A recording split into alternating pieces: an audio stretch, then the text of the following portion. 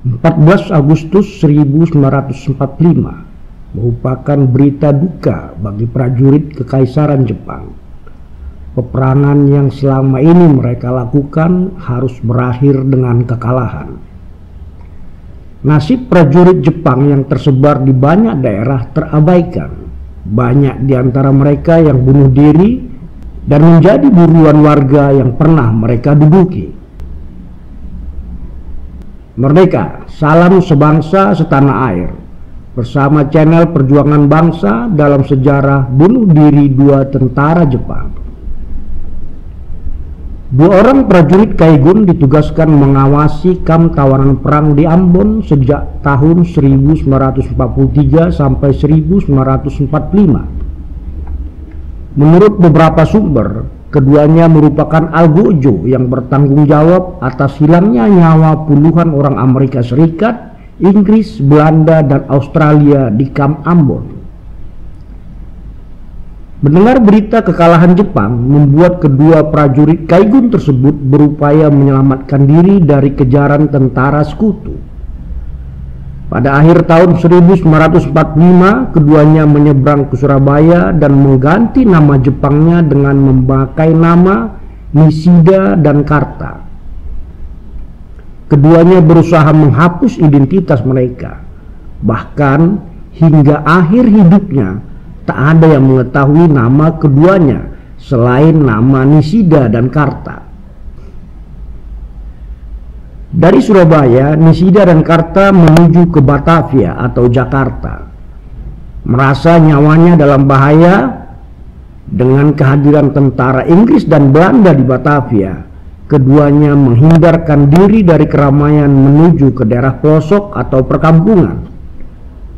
Akhirnya Nishida dan Karta bergabung dengan Tentara Republik Indonesia dalam Batalion 2 Resimen Bogor, pimpinan Mayor A.E. Kawilarang.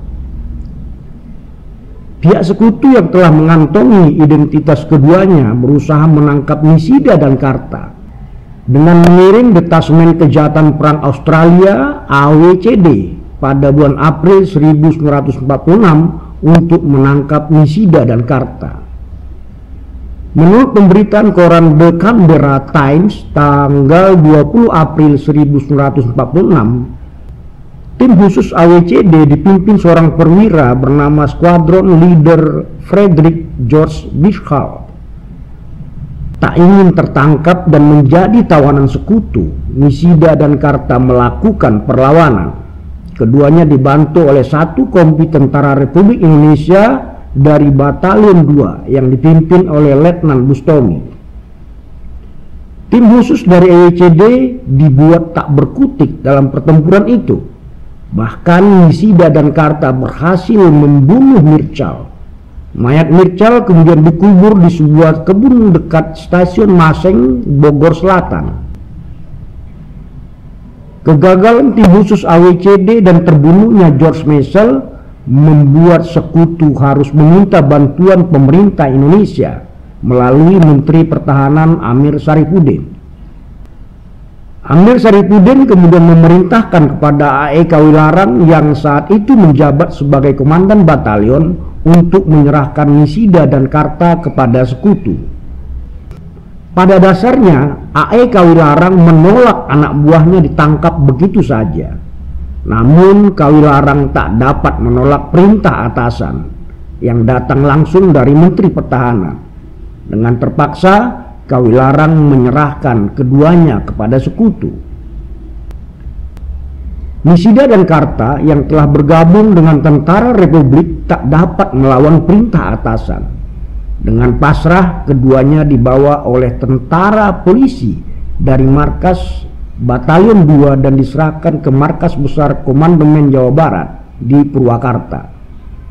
Nishida pada saat itu didampingi oleh Letnan Priyatna. Menurut Priyatna, saat berada dalam pengawasan markas besar Komandemen Jawa Barat di Purwakarta, keduanya diperlakukan secara baik.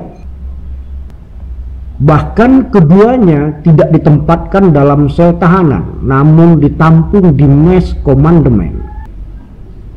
Pada Priyatna, keduanya mencurahkan kekecewaan atas nasibnya. Perang telah membuat hidup keduanya terlempar dari satu perang ke perang lainnya tanpa berkesudahan, mulai dari Indochina sampai ke Indonesia. Sesuai ajaran militer yang diterima, kedua prajurit Kaigun tersebut tak ingin hidup sebagai tawanan perang, karena menjadi tawanan perang dan menyerah pada musuh adalah suatu tindakan yang sangat memalukan. Demi menjaga harga diri dan kehormatan, Nisida dan Karta lebih memilih bunuh diri, atau yang dikenal dengan istilah harakiri.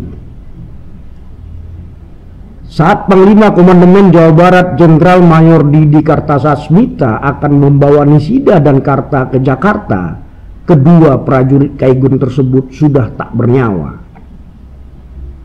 Keduanya bunuh diri dengan meledakkan tubuh mereka menggunakan granat.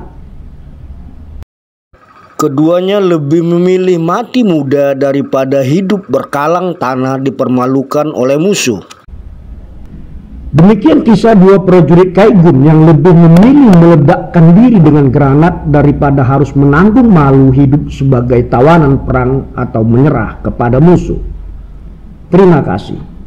Tuliskan saran dan masukan Anda pada kolom komentar, dan mohon maaf bila ada data dan informasi yang kurang tepat. Tak lupa kami harapkan subscribe dari sahabat sebangsa dan setanah air.